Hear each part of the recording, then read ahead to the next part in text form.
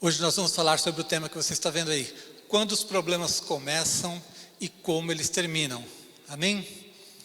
Eu tenho certeza de que todo mundo aqui já enfrentou algum problema na vida. Todo mundo passa por problemas.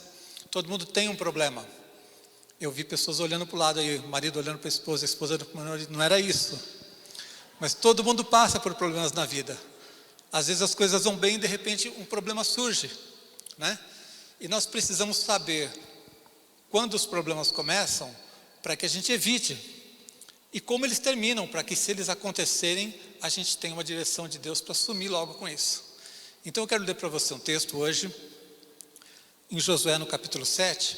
É um texto um pouco longo, então eu queria pedir especialmente você que não conhece muito bem a história de Acã, que você preste atenção no texto, tá bom? O texto é um pouco longo, importante que você preste atenção, mas depois a mensagem é simples, você vai entender bem. Prevaricaram os filhos de Israel nas coisas condenadas, porque Acã, filho de Carmi, filho de Zabdi, filho de Zera, da tribo de Judá, tomou das coisas condenadas. A ira do Senhor se acendeu contra os filhos de Israel. Enviando, pois, Josué de Jericó alguns homens a Ai, que está junto a Bet-Aven, ao oriente de Betel, falou-lhes dizendo: subi e espiai a terra. Subiram, pois, aqueles homens e espiaram Ai. E voltaram a Josué e lhe disseram: não suba todo o povo, subam uns 2 ou 3 mil homens a ferir Ai. Não fatigueis ali todo o povo, porque são poucos os inimigos. Assim subiram lá do povo uns 3 mil homens, os quais fugiram diante dos homens de Ai. Os homens de Ai feriram deles uns 36 e aos outros perseguiram desde a porta até as pedreiras. E os derrotaram na descida, e o coração do povo se derreteu e se tornou como água. Então Josué rasgou as suas vestes e se prostrou em terra sobre o rosto, perante a arca do Senhor até a tarde, ele e os anciãos de Israel, e deitaram pó sobre a cabeça. Disse Josué: ah, Senhor Deus, por que fizeste esse povo passar o Jordão, para nos entregares nas mãos dos amorreus, para nos fazerem perecer? Tomara nos contentáramos com ficarmos da além do Jordão. Ah, Senhor, que direi? Pois Israel virou as costas diante dos seus inimigos. Ou seja, eles fugiram, né? Ouvindo isso, os cananeus e todos os moradores da terra nos cercarão e desarraigarão o nosso nome da terra. E então, que farás ao teu grande nome? Então o Senhor disse a Josué: levanta-te, porque estás prostrado assim sobre o rosto? Israel pecou e violaram a minha aliança, aquilo que eu lhes ordenara, pois tomaram das coisas condenadas e furtaram e dissimularam, e até debaixo da sua bagagem o puseram, pelo que os filhos de Israel não puderam resistir aos seus inimigos. Viraram as costas diante deles, porquanto Israel se fizera condenado. Já não serei convosco, se não eliminardes do vosso meio a coisa roubada. Dispõe-te, santifica o povo e dize: santificai-vos para amanhã, porque assim diz o Senhor Deus de Israel: há coisas condenadas no vosso meio, ó Israel. Aos vossos inimigos não podereis resistir, enquanto não eliminardes do vosso meio as coisas condenadas. Eu vou passar um pouco adiante aqui, vamos ver no versículo 16. Então Josué levantou de madrugada e fez chegar a Israel segundo as suas tribos, e caiu a sorte sobre a tribo de Judá. Fazendo chegar a tribo de Judá, caiu sobre a família dos Zeraitas. Fazendo chegar a família dos Zeraitas, homem por homem, caiu sobre Zabdi. E fazendo chegar a sua casa, homem por homem, caiu sobre Acã, filho de Carmi, filho de Zabdi, filho de Zerá, da tribo de Judá. Então disse Josué a Acã: filho meu, dá glória ao Senhor, Deus de Israel, e a ele rende louvores, e declara-me agora o que fizeste, não me ocultes. Respondeu Acã a Josué e disse: verdadeiramente pequei contra o Senhor, Deus de Israel, e fiz assim e assim, quando vi entre os despojos uma boa capa babilônica e 200 siclos de prata, e uma barra de ouro do peso de 50 siclos, cobicei-os e tomei-os. e eis que estão escondidos na terra, no meio da minha tenda, e a prata por baixo. Então Josué enviou mensageiros que foram correndo à tenda, e eis que tudo estava escondido nela, e a prata por baixo. Tomaram, pois, aquelas coisas do meio da tenda, e as trouxeram a Josué, e a todos os filhos de Israel, e as colocaram perante o Senhor. Então Josué e todo Israel com ele tomaram Acã, filho de Zerá, e a prata, e a capa, e a barra de ouro, e os seus filhos, e suas filhas, e seus bois, e seus jumentos, e suas ovelhas, e sua tenda, e tudo quanto tinha, e levaram-no ao vale de Acor. E disse Josué: por que nos conturbaste? O Senhor hoje te conturbará. E todo Israel o apedrejou, e depois de apedrejá-los, queimou-os.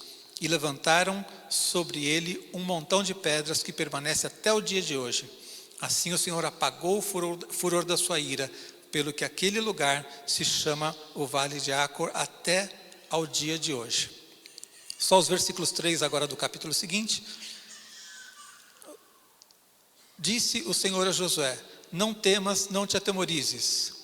Toma contigo toda a gente de guerra e dispõe-te e sobe a Ai. Olha que entreguei nas tuas mãos o rei de Ai e ao seu povo, e a sua cidade e a sua terra.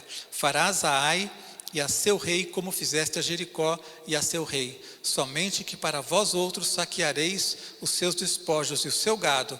Põe emboscadas a cidade por detrás dela. Então Josué se levantou e toda a gente de guerra para subir contra Ai.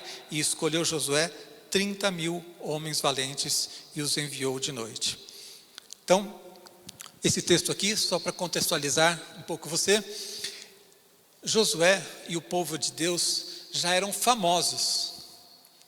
Logo, o texto anterior a esse aqui, você vai ver um momento bastante conhecido, inclusive em filmes, em séries, em novelas, quando eles tomaram Jericó.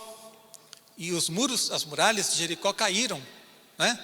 A gente tinha músicas antigamente falando disso, não sei se alguém vai se lembrar. Então, quando eles foram contra Jericó, eles já eram famosos. Raabe, que acolheu os espias em Jericó, ela disse: olha, eu sei que vocês, Deus está com vocês e vocês vão vencer. Então ela fez um pacto com eles, porque sabia que eles eram já famosos na guerra. Sabiam que Deus estava com eles. E depois de tantas vitórias, depois de já serem famosos como guerreiros, eles chegam nessa pequena cidade de Ai, e alguém dá um conselho e diz assim: olha, manda só 2 ou 3 mil, tá bom. E eles mandaram e tomaram uma surra. Os habitantes de Ai venceram Israel na batalha. E desde que eles perderam em Ai, toda vez que alguém tem problemas, põe a mão na cabeça e fala: ai, ai, ai. Essa parte é brincadeira, tá, gente? Mas eles apanharam, viraram as costas, fugiram. E isso aconteceu porque Deus tirou a mão, deixou de abençoá-los. E nós vemos então que eles vão descobrir o que está acontecendo. Deus fala com eles. Deus fala com Josué e diz: olha, vocês perderam a bênção porque vocês não estão sendo fiéis. Há coisas escondidas no meio do povo, coisas condenadas que não era, eu tinha mandado que não pegasse e vocês pegaram. E aí descobriram que era Acã. E que sofrimento Acã deve ter tido naquele momento, porque eles lançaram sortes e então descobriram que era uma tribo, dessa tribo descobriram qual era a família, e dessa família foram chegando cada vez mais perto dele. E ele devia estar tremendo, tremendo, tremendo até que chegou. Quando escolheram a tribo dele, ele já falou: bom, o negócio está ficando feio. Quando chega na família, me descobriram. Então nós vemos que por essa desobediência, passou então o povo a perder as batalhas contra uma pequena cidade. Uma batalha fácil se tornou um problema. Um povo acostumado à vitória se vê em problemas. Isso pode ter acontecido na sua vida, talvez não uma, mas muitas vezes, talvez esteja acontecendo hoje. As coisas vão bem, você tem planos, você tem projetos, você começa bem alguma coisa, as coisas estão indo bem na sua família ou na sua vida financeira, enfim, e de repente você enfrenta um problema. E nós precisamos entender quando é que os problemas começam e como eles terminam. Porque se problemas chegam na nossa vida, isso acontece com todo mundo. Todos nós somos imperfeitos, precisamos saber lidar com isso. Mas precisamos saber como exterminar essas coisas. Precisamos saber como evitar que eles comecem. E se começarem, que eles terminem logo. Certa vez eu estava contando a um amigo alguns problemas que eu estava começando a enfrentar. E ele me deu um conselho rápido e simples. Ele disse assim: mata enquanto é filhote. É uma expressão meio feia, meio dura, né?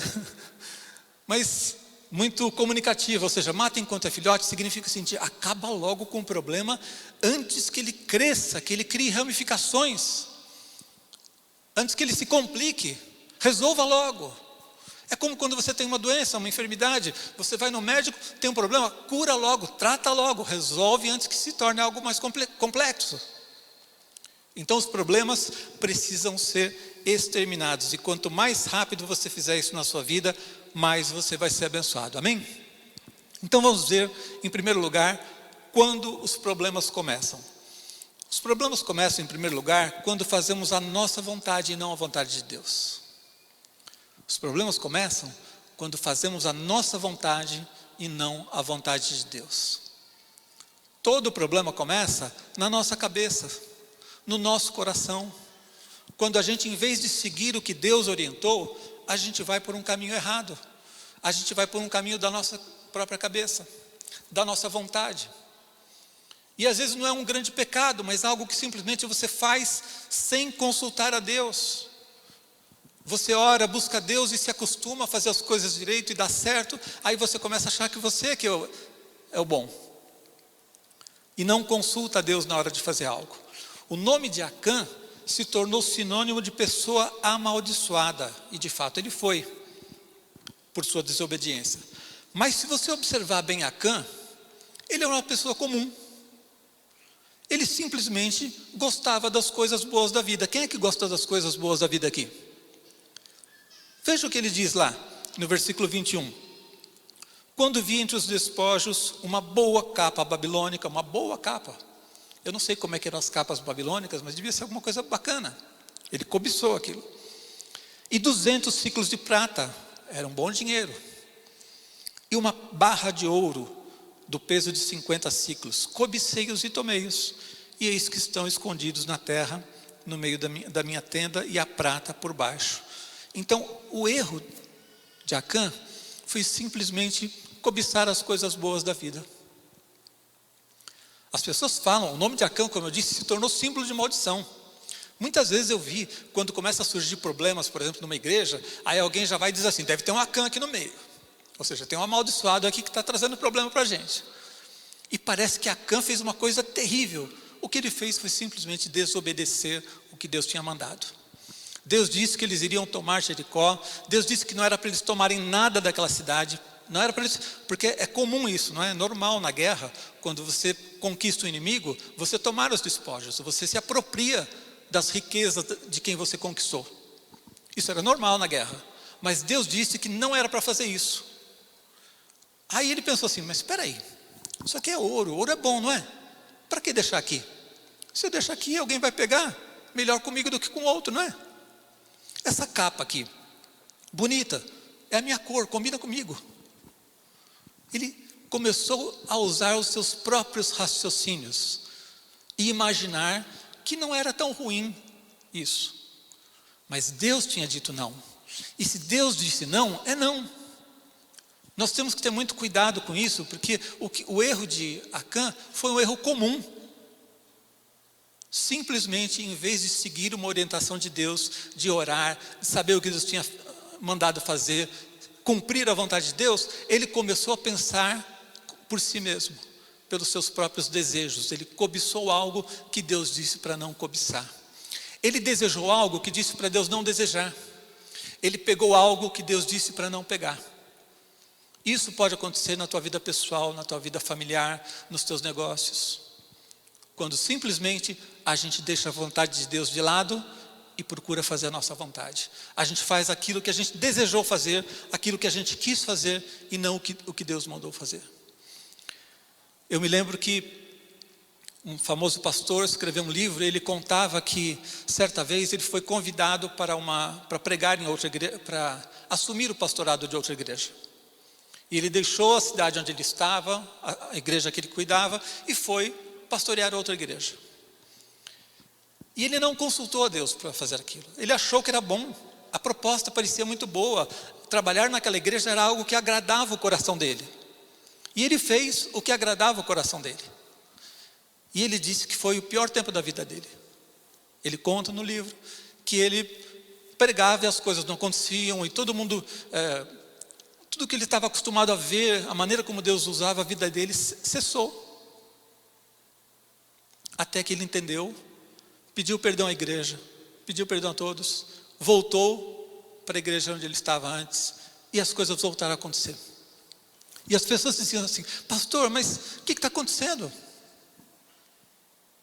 Ele simplesmente estava fora da vontade de Deus. Ele não estava adulterando, ele não estava roubando ninguém, ele não estava fazendo nada das coisas que nós entendemos como graves. Ele simplesmente estava fora da vontade de Deus. E fora da vontade de Deus, as coisas não prosperam. Amém? Então os problemas começam quando nós fazemos a nossa vontade. O versículo 11 diz: Israel pecou e violaram a minha aliança, aquilo que eu lhes ordenara, pois tomaram das coisas condenadas e furtaram e dissimularam, e até debaixo da sua bagagem o puseram. Então, felizmente para nós, hoje Deus não pune as pessoas da maneira drástica como teve que fazer com Acã. Naquele momento era importante que o tratamento fosse muito severo para que o povo não se desviasse. Então foi uma punição severa. Mas infelizmente o pecado dele é muito comum. Simplesmente rejeitar a vontade de Deus, não se importar em saber a vontade de Deus e fazer a nossa, é algo que muita gente está fazendo hoje. E nós precisamos pensar, então, como é que nós estamos dirigindo nossa vida? Você busca Deus para suas decisões? Você se importa em saber o que Deus quer? Você dirige os seus negócios segundo a vontade de Deus? Ou você diz assim: não, eu vou na igreja, eu oro, eu dou meu dízimo, agora os meus negócios são um problema meu, aqui Deus não se mete. Eu já ouvi uma pessoa dizer isso: olha, nos meus negócios Deus não se mete. A vida dele é simplesmente religiosa, é no domingo. Mas nos negócios Deus não se mete. Deus não tem autorização para se meter ali. Depois, na hora que der errado, aí ele vai lá: Senhor, me abençoa, me tira dessa encrenca. Então, pense bem. Você conhece, você ouve a Deus, você busca a Deus para cada decisão.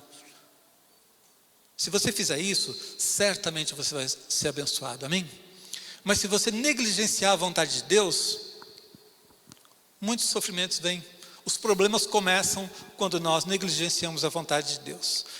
Em segundo lugar, os problemas começam quando o distanciamento de Deus leva a decisões erradas. Quando tinham aquela grande vitória em Jericó, então chega agora Ai, uma pequena cidade, um inimigo fraco.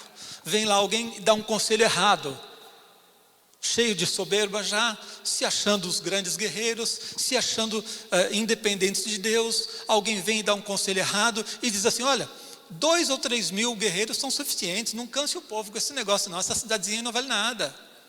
2 ou 3 mil é o suficiente. E então, fora da vontade de Deus, eles tomaram decisões erradas. Quando nós estamos fora da comunhão, a gente perde a capacidade de discernir as coisas. Quando entrou a desobediência, entrou a vontade humana, a gente começa a não entender mais o que Deus quer. A gente começa a não discernir a voz do Espírito. A gente começa a ser contaminado, ser impulsionado pela nossa própria mentalidade e não discerne qual é a atitude correta diante das coisas. Aí basta um conselho errado e você vai e cria um problema. Os problemas começam quando a gente começa a tomar decisões erradas, longe da vontade de Deus. A gente não sabe o que fazer e muitas vezes as decisões vão ser erradas. Conselhos errados podem surgir. Pessoas erradas próximas de nós podem dar conselhos errados, que nos afastam da vontade de Deus. Tome muito cuidado com quem você ouve. Na verdade, ninguém você deveria ouvir antes de Deus. Mas se você estiver andando com Deus e uma pessoa sábia te trouxer um conselho, você vai discernir. Agora, quando a gente está longe de Deus, é muito difícil discernir a vontade de Deus. E aí cai num erro muito comum nos nossos dias, que é sair atrás de profeta e receber profetada. Ah, pastor, você está dizendo que profecia é errado? Não, profecia é certo. Você que está errado quando fica correndo atrás.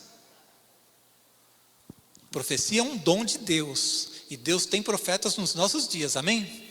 Mas andar fora da vontade de Deus, negligenciar ouvir a Deus, fazer as coisas da sua vontade, e depois sair correndo atrás do profeta para saber o que faz, não vai funcionar. Estamos cansados de ver que não funciona. Não é o que a Bíblia ensina, e na prática a gente tem visto que não funciona. É um perigo. Porque aí você vai pressionar uma pessoa para dizer, olha, me dê uma solução, mas aquela pessoa não é Deus para te dar uma solução. E pressionado, às vezes a pessoa vai orar, vai profetizar alguma coisa para você que não veio de Deus. Às vezes não é nem maldade, até por bondade a gente, eu quero abençoar meu irmão, então vou profetizar uma coisa boa para ele. Mas não é para profetizar coisa boa, é para dizer para ele que ele está errado. Então, nós precisamos entender que fora da vontade de Deus, nós começamos a tomar decisões erradas, decisões que não vão funcionar. Na segunda vez, depois que tudo foi corrigido, eles foram com 30 mil e não com 3 mil. E aí tiveram uma vitória completa. Então, precisamos saber que as vitórias começam a ficar escassas quando nos afastamos da vontade de Deus. Amém? Em terceiro lugar, quando os problemas começam, quando as derrotas trazem desânimo. Repita comigo, derrotas trazem desânimo. Os problemas começam quando a gente começa a lidar com a derrota, quando em vez de vitória veio um problema, quando em vez de progredir a gente regrediu, quando um problema novo surge, e aí a gente começa a ficar desanimado. Gente, isso é uma das coisas mais comuns no mundo, todo mundo lida com isso. Vitória traz alegria, derrota traz desânimo. Quantos ficaram felizes ontem que o Brasil perdeu para a Argentina? Só se tiver algum argentino aqui. Derrota traz desânimo. No final do jogo estava lá os argentinos comemorando e o outro lá ajoelhado chorando. Derrota traz desânimo. Quando você está andando na vontade de Deus e vê Deus te abençoar, é tão gostoso agradecer a Deus, ver a mão de Deus sobre a nossa vida, ver o progresso. Até mesmo quando você passa por problemas, mas você está com Deus e você vai vencer esses problemas, está tudo bem. Mas derrota traz desânimo. Isso é muito comum. Você vê, por exemplo, nos esportes é onde a gente percebe isso mais claramente. Às vezes um time está muito bem, ganha 20 partidas. Se perder uma, às vezes vai perder a segunda ou a terceira. Porque aquela derrota quebra o ânimo das pessoas. E é o que nós vemos aqui. Veja lá o versículo 5 diz assim: e o coração do povo se derreteu e se tornou como água. O coração derreteu, se tornou como água por causa de uma derrota. Aquilo que acontecia antes com os outros se derretiam com medo deles, agora são eles que estão com seu coração derretendo e se tornando como água. Versículo 7, Senhor Deus, aqui já é Josué falando, não é o povo não, é Josué, o grande líder que Deus preparou para aquele momento. Senhor Deus, por que fizeste esse povo passar o Jordão, para que nos entregasses nas mãos dos amorreus, para nos fazerem perecer? Eles vão dizer, Deus, o Senhor trouxe aqui gente para morrer? O Senhor não sabe o que está fazendo? Tomara nos contentáramos de ficarmos da além do Jordão. Ele está dizendo assim, era melhor a gente não ter se metido nesse negócio. A gente entrou nessa história de conquista e agora quebramos a cara. Era melhor a gente ter ficado quietinho no nosso canto. Desânimo, pessimismo, crítica. Versículo 8, Senhor, que direi? Pois Israel virou as costas diante dos inimigos, ou seja, fugiram, né? Estavam enfrentando, quando viram que o negócio ficou feio, tiveram que fugir, viraram as costas. 9. Ouvindo isso, os cananeus e todos os moradores da terra. Olha só, dramático, né? Todos os moradores da terra vão saber que você perdeu uma batalha? Gente, naquela época não tinha internet, ele nem sabia onde é que tinha, até onde tinha habitantes na terra, para dizer uma coisa dessa. Todos os habitantes da terra nos cercarão e desarraigarão o nosso nome da terra. Quer dizer, nós vamos ser exterminados por completo. Vão tirar o nosso nome, não vai sobrar nenhum de nós. E então, que farás ao teu grande nome? Então disse o Senhor a Josué: levanta-te, porque estás prostrado assim sobre o rosto? Ele estava prostrado, ele estava desanimado, ele estava sem forças, ele estava pessimista, crítico. São esses os grandes campeões de Deus? É esse o povo de Deus que botava medo em todo mundo? Uma derrota, uma pequena derrota. Quantos milhares morreram nessa batalha, vocês lembram? Quem acompanhou o texto? 36 ele falou. Não foram milhares, gente, não foi uma derrota tão grande. Eles tiveram que fugir, se deram mal, não venceram, mas foi uma pequena derrota. Ficaram desanimados. Josué, no versículo 7, diz assim, ele estava arrependido de ter entrado nessa história de conquista. Ele falou: Senhor, era melhor a gente ter ficado lá. No versículo 9, ele ficou com pena de Deus. Olha só o que o desânimo faz. Olha só como as suas emoções podem ser abaladas por uma derrota ou até por uma sequência de derrotas. Se uma derrota já faz tudo isso, imagine uma sequência de derrotas. Imagine passar por um longo período tendo problemas, um longo período sem conseguir vitória numa área. Pense como isso pode abater as nossas emoções, ter um impacto terrível sobre as nossas emoções. Ele ficou com pena de Deus. No versículo 9 ele disse assim: Senhor, que será? Que farás ao teu grande nome? Ele está dizendo: Deus, se nós somos o teu povo, se nós apanharmos, o Senhor vai ficar envergonhado. O Senhor não está com pena do Senhor mesmo? Olha o que as emoções podem fazer com a nossa mente. Como os pensamentos nossos podem ser perturbados pelas emoções quando uma derrota traz desânimo. Gente, não tem coisa mais gostosa do que vitória. Não tem coisa mais gostosa do que ser abençoado, do que ver a prosperidade. Por isso nós precisamos ter muita segurança, muita firmeza na nossa fé quando enfrentamos problemas. Nem sempre os problemas são sinal de que Deus não está te abençoando. Se você está passando por lutas, está passando por problemas, por dificuldades, mas você está sendo fiel e Deus está com você, fique firme. Todo mundo passa por lutas, mas você vai vencer. Na hora certa a tua vitória vai chegar. Está sofrendo, louve. Amém? Está chorando, louve. Mas se for por causa de um erro, de um pecado, se for por ter se afastado da vontade de Deus, e aí vem a derrota, isso tende a nos deixar bastante desanimados. Os problemas começam também quando as dificuldades do momento nos fazem esquecer as vitórias do passado.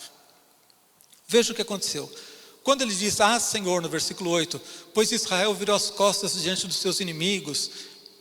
E no versículo 10, então disse o Senhor a Josué: levanta-te, porque estás prostrado assim sobre o rosto?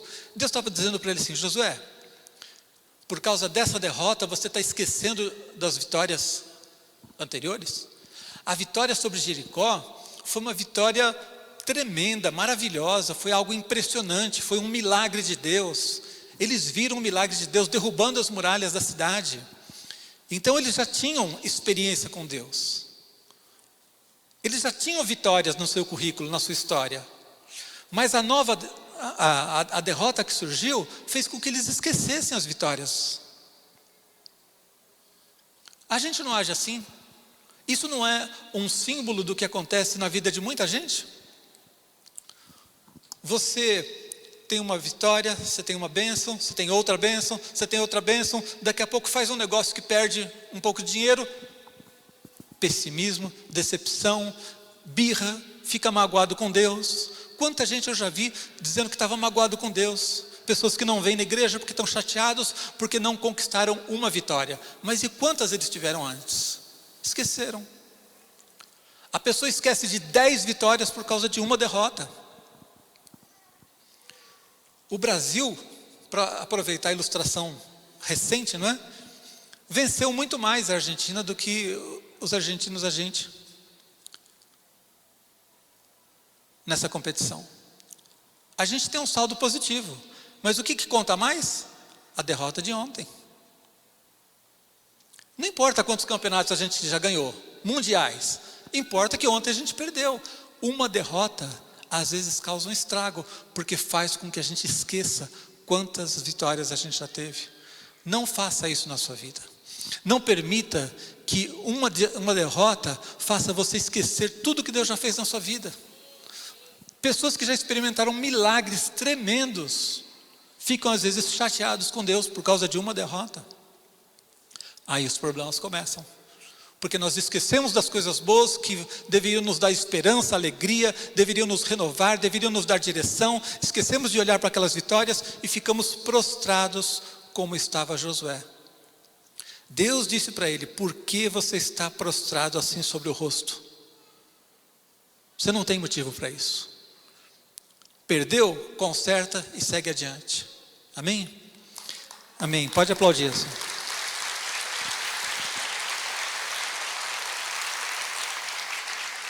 E agora vamos para a parte boa, porque chega de problema, amém? Qual é o título da mensagem? Quando os problemas começam e como eles terminam. Como é que os problemas terminam? Como é que a gente mata enquanto é filhote? Em primeiro lugar, quando há arrependimento e confissão. Arrependimento e confissão. Você errou? Tudo bem, as pessoas erram. Você saiu da vontade de Deus? Não é uma coisa boa, mas acontece. Você pecou? Não é uma coisa boa, mas acontece. Nenhum de nós aqui é perfeito, nenhum de nós aqui tem um caminho totalmente isento de falhas ou de erros. Qual é o caminho para consertar as coisas? É isso que nós precisamos saber. Se fosse possível ensinar todos vocês a nunca errarem, eu ensinaria. Mas como isso é impossível, e nós erramos, nós temos que lidar com problemas, nós precisamos saber o que fazer se os problemas acontecerem. É melhor não errar, é melhor não pecar, mas se errar, se pecar, precisa saber qual é o caminho para o conserto. E o caminho para o conserto, o primeiro deles é confissão e arrependimento.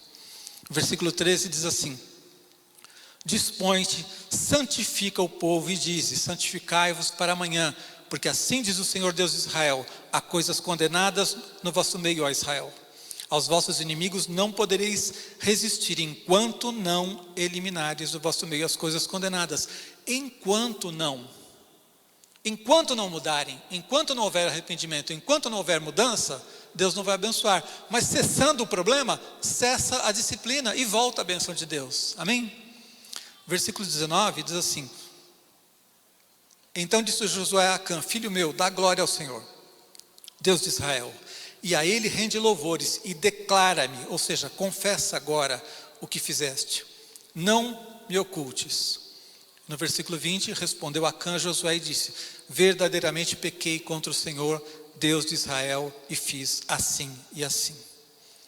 Então, embora as consequências sobre Acã tenham sido graves, o povo teve uma nova oportunidade. O povo pôde se arrepender. O povo pôde começar de novo, pôde ir novamente para a batalha e pôde experimentar novamente a vitória.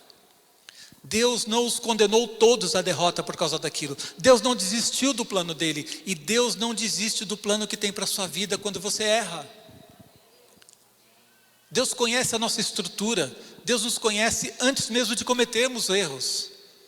E Deus não desiste de você quando você erra. Sabe, a gente tem atendido muitas pessoas que nos veem pela internet. E um dos questionamentos mais comuns algo que tem assolado milhares de vidas. As pessoas dizem assim: pastor, Deus vai me perdoar? Pastor, eu fui criado na igreja e eu me desviei, se eu voltar, Deus vai me aceitar? Se eu voltar, mas será que eu não apostatei? Será que tem jeito para mim? Será que depois dos erros que eu cometi, eu posso começar de novo? Essa semana uma pessoa me perguntou: mas se eu voltar, eu ainda posso ser cheio do Espírito, ter dons, Deus vai me usar? E a primeira coisa que a gente tem que lembrar é a história do filho pródigo. Como é que o pai recebe o filho que se arrepende? Diz para ele ser um escravo? Diz para ele ser um servo? Diz para ele que agora ele é filho, mas as coisas não vão ser mais como antigamente? Não. Coloca um anel, faz uma festa, promove, traz cura. É isso que Deus faz. Então, quando há arrependimento, quando há confissão, Deus vai poder então trazer novidades de vida para nós, amém? Salmo 32, 3 diz assim: enquanto calei, de novo a palavra enquanto calei os meus pecados, envelheceram os meus ossos pelos meus constantes gemidos todo dia. Provérbios 28, 13 diz: o que encobre as suas transgressões jamais prosperará. O que encobre jamais prosperará, mas o que as confessa e deixa alcançará misericórdia. Então a Bíblia é muito clara em dizer assim: enquanto, até que, mas aquele que confessa e deixa, misericórdia alcançará. Então a vitória vem, os problemas começam a sumir, são exterminados quando existe confissão, quando existe arrependimento. 1 João 1,9 diz: se confessarmos os nossos pecados, Ele é fiel e justo para nos perdoar os pecados e nos purificar de toda a injustiça. Amém?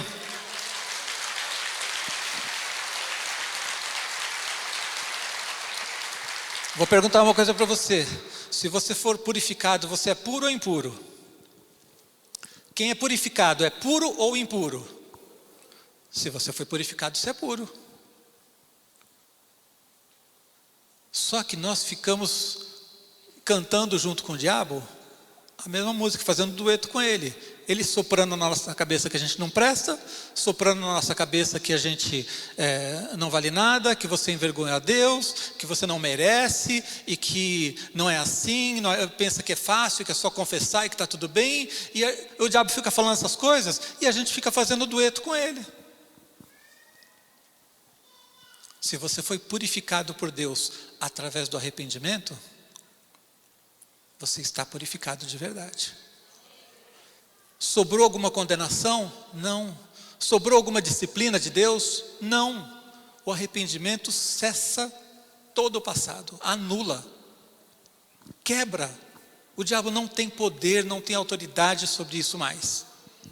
Sabe, é lógico que do ponto de vista prático, um erro pode trazer consequências, como trouxe aqui para o povo. E aí existe um processo para restauração. Tudo bem, você tem que entender o processo. Ele pode ser mais longo do que você gostaria, ele exige atitudes, tudo bem. Mas diante de Deus você precisa saber que zerou.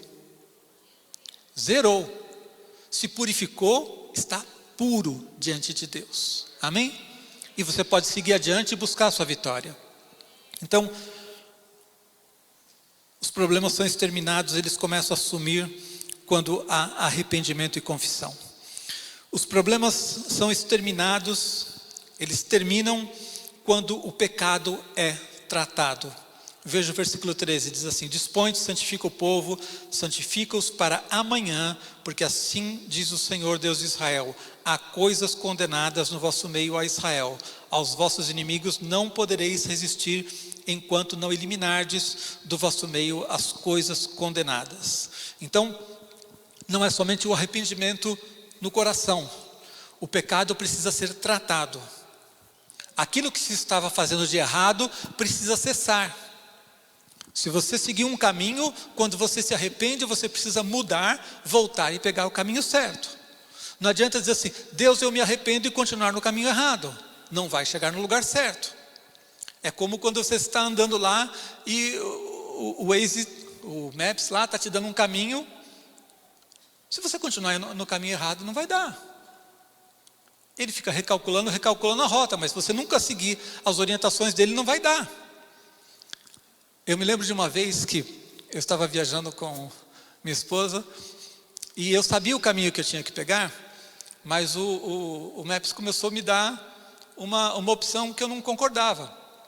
E ele dizia, faça isso, eu não fazia, faça isso, eu não fazia. Ele recalculava 1, 2, 3 vezes. Eu juro para vocês que na minha cabeça eu entendi ele dizendo assim, vire à direita agora. É lógico que o programa não deve ter esse tipo de coisa, mas de tanto eu não virar, parece que ele perdeu a paciência comigo, gente.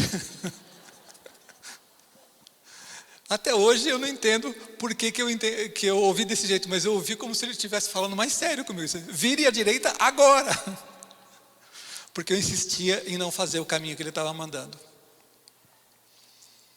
Se Deus está te dando uma oportunidade de restauração, você precisa entender que o arrependimento não é só dizer, Senhor, eu pequei. Isso é confissão. A confissão é falar a mesma coisa. Homologar. Homologel é a palavra em grego. Significa falar a mesma coisa. Deus está dizendo que está errado. Você diz, Senhor, é verdade, estou errado. Foi exatamente o que Acã fez. Ele disse, Senhor, eu estou errado.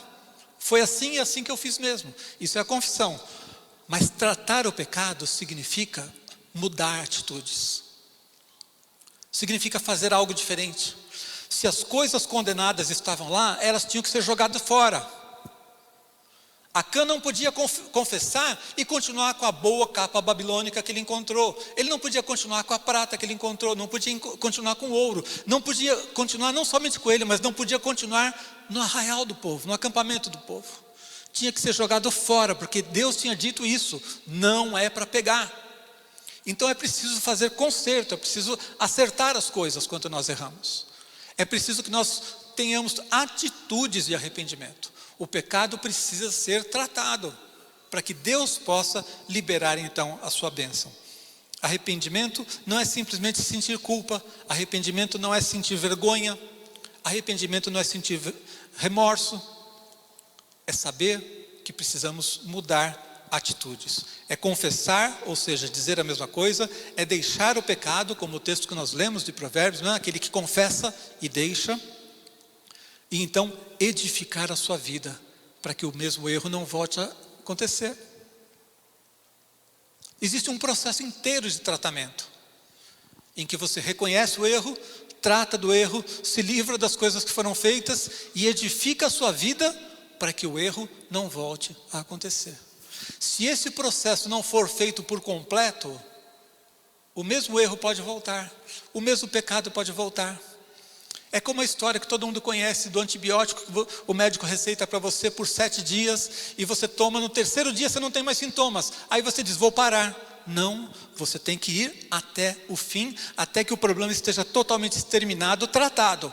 Aí você pode então saber que o processo foi completo. Se você para enquanto o processo não foi completo, enquanto não foi terminado, se você não trata as coisas como deve tratar, você não vai alcançar a vitória que você queria. Salmo 32, versículos 8 e 9 diz assim, instruir-te-ei e te ensinarei o caminho que deves seguir, e sob as minhas vistas te darei conselho, não sejas como o cavalo e a mula. Olha, é a Bíblia que está dizendo, eu não estou te chamando de nada, tá? Eu estou lendo o que está escrito aqui. Não sejais como o cavalo ou a mula sem entendimento, os quais com freios e cabrestos são dominados, de outra sorte não te obedece, ou seja, não seja teimoso. Não continue a fazer o que está errado, deixe Deus tratar as coisas na sua vida. E o Salmo 37, versículos 23 e 24, o Senhor firma os passos do homem bom e no seu caminho se compraz, se cair, não ficará prostrado, porque o Senhor o segura pela mão. Amém? Glória a Deus. E por fim, os problemas terminam quando Deus nos mostra o caminho da vitória. Deus não fica feliz em somente perdoar, em somente dizer, vai em frente. Ele mostra como, Ele mostra o caminho da restauração. Se você em algum momento da sua vida pecou, se desviou, se afastou, fez o que não devia, não interessa. Quando você se arrepende, quando você passa pelo tratamento, como a gente falou, pelo processo, Deus vai te dar o caminho para a vitória. Deus vai te mostrar o caminho para a restauração. Deus falou com eles o que tinha que fazer, e eles fizeram. E então, lá no versículo 1 do capítulo seguinte, capítulo 8, diz: disse o Senhor a Josué, não temas, não te atemorizes, toma contigo toda a gente de guerra e dispõe-te, sobe a Ai. Olha que entreguei nas tuas mãos o rei de Ai e o seu povo, e a sua cidade e a sua terra. Farás a Ai e ao seu rei como fizeste a Jericó e ao seu rei. Eu vou voltar a abençoar com vocês. Eu vou na batalha com vocês de novo. Vocês não vão sozinhos. Josué, não tenha medo. Não fique traumatizado pelo erro do passado. Não fique preso à experiência do passado. Eu estou mostrando para você o caminho e eu vou abençoar o seu caminho agora. Amém? Então ele diz: farás ao rei, a Ai e ao seu rei como fizeste a Jericó e ao seu rei. Então, reconhecido e tratado o pecado, eles puderam voltar à velha forma. Eles puderam voltar a ser os campeões de Deus. Eles puderam voltar a ser o exército invencível, o exército que não mais vira as costas diante da batalha. Deus mostrou para eles o que fazer e disse: não vai com 3.000 não, vai com a turma toda, e vocês vão vencer novamente. Receberam novamente a direção de Deus e a bênção de Deus para a vitória. Então, preste atenção às palavras que você tem ouvido. Deus está sempre nos dando oportunidades de restauração. É melhor que você não caia, é melhor que você não erre, é melhor que você não peque, é melhor que você não saia da vontade de Deus. Por isso você precisa entender quando os problemas começam. E você evita que eles comecem. Ou se eles começarem, vamos tratar rápido. E aí, como é que os problemas terminam? Arrependimento, atitude de restauração, buscar a Deus para que o pecado seja tratado, e então receber de Deus a vitória, a bênção, a direção para um novo tempo, amém? Você pode crer que sempre que você precisar de um novo tempo na tua vida, Deus está pronto a abençoar.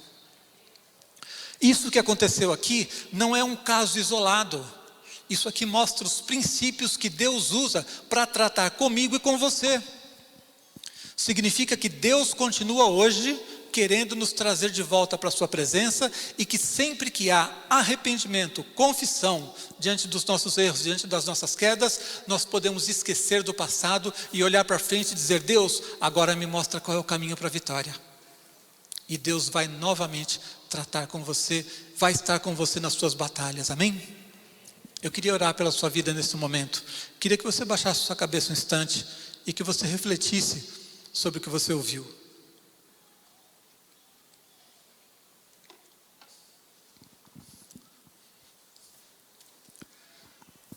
Eu quero fazer alguns desafios, alguns apelos a você, de decisão diante daquilo que você ouviu.